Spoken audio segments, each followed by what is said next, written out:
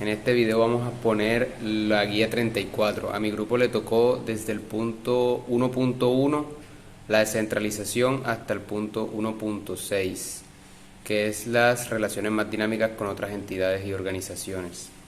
Entonces el punto 1.1, que es la descentralización, es un recuento teórico histórico sobre el estado de la educación en el país de Colombia y cómo se llegó al proceso de descentralización. Todo comenzó a mediados de la década de los 80, cuando el Ministerio de Educación era el que controlaba completamente la educación y cómo se llevaba a cabo alrededor de todo el país, en todas sus regiones. Para poder hacer esto contaba principalmente con dos recursos: el FER, que son los fondos educativos regionales, unas fuentes de información y recursos educativos para brindarle a sus estudiantes la educación, pero de una manera muy generalizada, y el CEP, que son los centros de experimentales piloto. El problema con esto era que no había pertinencia en la educación. Esto quería decir de que los modelos educativos y procesos de enseñanza se llevaban de igual manera se llevaban igual a lo largo de toda la región del país. Entonces se dejaba de lado factores importantes como lo que vendría siendo los docentes, los rectores, los proyectos pedagógicos, que eran muy variables dependiendo de la región en la que nos encontraran.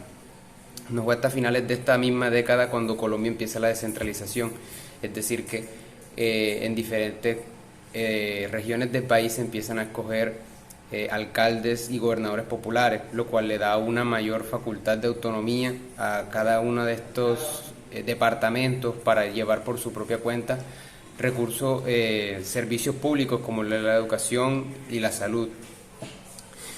Entonces, en 1991 es que aparece una reforma a la Constitución Política, donde en la ley 715 nos permite a las instituciones educativas una mayor autonomía y mayor manejo sobre la comunidad y sobre sus servicios.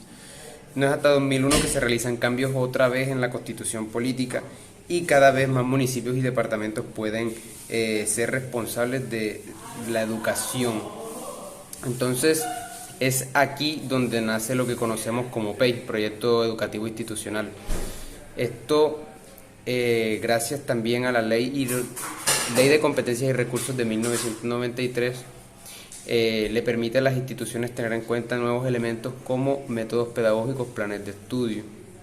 También nacen cosas muy interesantes como lo que son los proyectos etnográficos, proyectos educativos que se acoplan a diferentes regiones del país que están regidos por diferentes culturas, como pueden ser las culturas indígenas o las culturas afroamericanas. Ahora vamos a hablar sobre el nuevo punto 2, el establecimiento educativo integrado. Esto quiere decir que antes de que se descentralizara la educación en Colombia, no todas las instituciones educativas tenían el ciclo completo de educación. Solamente el 48% de las instituciones de los colegios ofrecían la primaria. Entonces, cuando los estudiantes terminaban esta primera fase de la educación, tenían que trasladarse hacia otra institución educativa en búsqueda de terminar su ciclo escolar. Entonces, solamente un pequeño porcentaje de las instituciones brindaba todos los años escolares hasta el bachillerato que fuera completo. Entonces, la idea que se llegó aquí fue un estudio cartográfico y geográfico para disolver todas esas pequeñas entidades y generar grandes instituciones educativas, lo que hoy conocemos como institución educativa, para poder brindarle a todos los estudiantes un ciclo completo, ya que la situación anterior generaba una mayor cantidad de deserción escolar. Entonces, la unificación de todas estas instituciones involucraba también una unificación de los PEIs, de los recursos y de los horizontes, cambiando por completo el papel de los rectores, haciéndolos un poco más relevantes en lo que hoy en día se conoce como una institución educativa. Autonomía escolar. Instituida por la Ley General de Educación, la autonomía escolar brinda a cada establecimiento educativo la facultad de identificar y definir su identidad y plasmarlo en el plan autonomía escolar. Instituida por la Ley General de la Educación, la autonomía escolar brinda a cada establecimiento educativo la facultad de identificar y plasmar su identidad en el proyecto educativo institucional. Asimismo, les permitió organizar su plan de estudio alrededor de las áreas fundamentales determinadas para cada nivel. Igualmente, les permitió adoptar los enfoques y métodos de enseñanza más apropiados para cumplir los objetivos en su proyecto pedagógico, introduciendo actividades deportivas, culturales y artísticas. Esto depende también y varía mucho según el contexto de la institución educativa, donde dependiendo ya el estudio socioeconómico, sociocultural, el cómo se comportan los niños, adoptan un modelo pedagógico diferente. También, dependiendo de la cultura donde se encuentre ubicado o el departamento donde se encuentre ubicado esta institución educativa, las actividades recreativas van a ser diferentes. Por ejemplo, en una institución del Amazonas, donde la mayoría de la población es indígena, los juegos o las actividades recreativas que se hacen van más encaminadas a lo cultural, a lo de ellos, como el tiro con flecha, jugar bolita de cristal, tirar con lanza, jugar al trompo y cosas así. En cambio, las actividades culturales que se pueden hacer o deportivas que se hacen acá en la costa, por ejemplo, tienen más que ver con el fútbol, softball, boxeo o algún otro tipo de deporte y juegos más típicos de acá. Nuevas formas de trabajo en los establecimientos educativos. La autonomía e integridad escolar traen consigo la necesidad de organizar muy bien las actividades de manera que se cumplan todos los objetivos y las metas establecidas por ello. La planeación, el seguimiento y la evaluación se convierten en herramientas básicas para garantizar que lo que haga cada integrante de la institución tenga sentido y pertenencia dentro de un proyecto común. En otras palabras, es fundamental lograr que todos remen hacia el mismo lado, bajo el liderazgo del rector y su equipo de trabajo. Para ello, la comunidad es indispensable. Este concepto no se limita a hablar, es un proceso fundamental en el reconocimiento y el respeto por las diferencias y en el interés real hacia los demás. Para esto, en muchas instituciones, la evaluación de la clase es una herramienta muy utilizada por los rectores. Si llega alguna queja sobre un profesor, por lo general un coordinador o el rector se ve en una clase del profesor para dar un veredicto de que si él está haciendo las cosas mal o cómo llega o si lleva las cosas bien dentro del salón de clase, qué temas da, cómo es su control de la clase y cómo se la lleva con los alumnos. Por otro lado, también se hacen algunos tipos de asambleas entre los directivos, representantes estudiantiles y representantes de padres de familia, donde se toman algunas decisiones para que todos vayan hacia el mismo lado y que todos estén de acuerdo. Porque, como ya se ha dicho, que tres cabezas piensan mejor que una, y si todos van encaminados hacia el mismo sitio, hay más posibilidades de lograr una meta en común. Punto número 1.5. Más y mejores instancias de participación responsable en la vida institucional. Entonces, en concordancia con el espíritu democrático que se está adoptando en las nuevas instituciones educativas de la Colombia descentralizada, se tiene que hacer una reestructuración de cuáles son los entes y las personas que conforman el gobierno escolar y la comunidad escolar, que son las que intervienen en todos los procesos que se llevan dentro de la institución, correspondientes a lo académico, a lo directivo, a lo institucional, etcétera, etcétera. En primer lugar tenemos a el consejo directivo. Este se encarga de tomar las decisiones relacionadas al funcionamiento institucional. Esto quiere decir todo lo que viene siendo planear y evaluar el proyecto institucional educativo, el currículo, etcétera. Por lo general está compuesto por los profesores. De igual manera que el consejo académico, que es el responsable de la organización y la orientación pedagógica, especialmente en su ejecución y proceso de mejoramiento.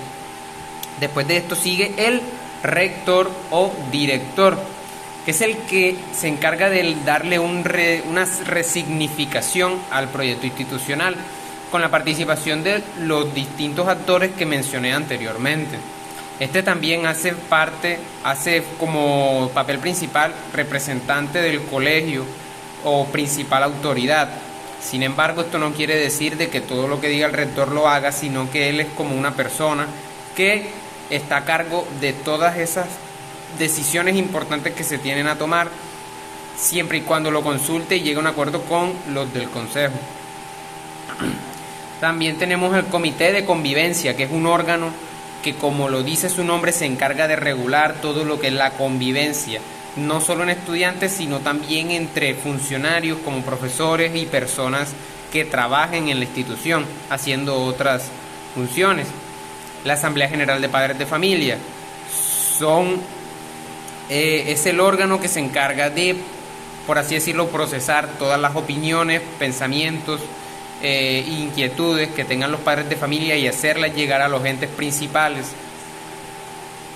El Consejo de Padres de Familia, cuyas principales funciones son involucrarse en la elaboración de los planes de mejoramiento y contribuir con el rector, director en el análisis, difusión y uso de los resultados de las pruebas saber.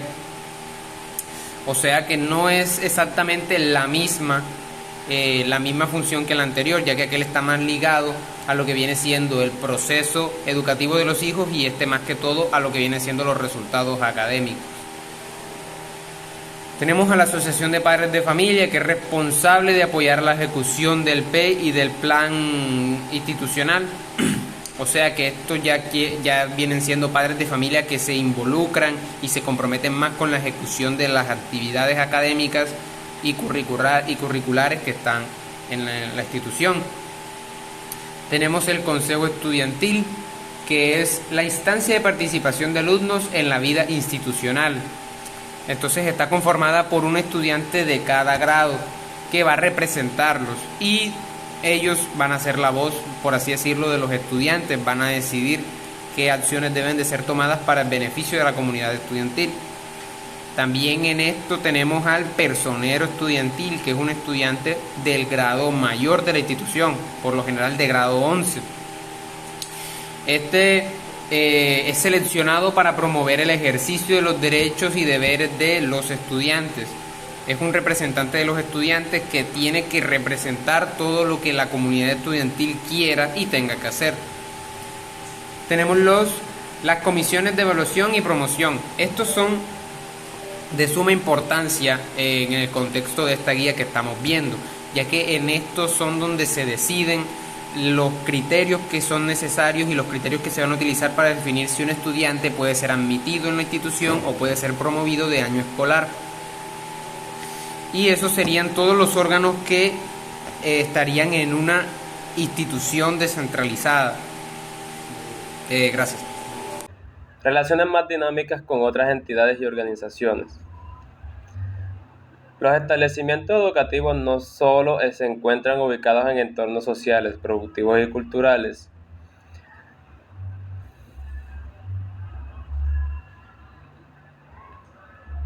Relaciones más dinámicas con otras entidades y organizaciones. Los establecimientos educativos no están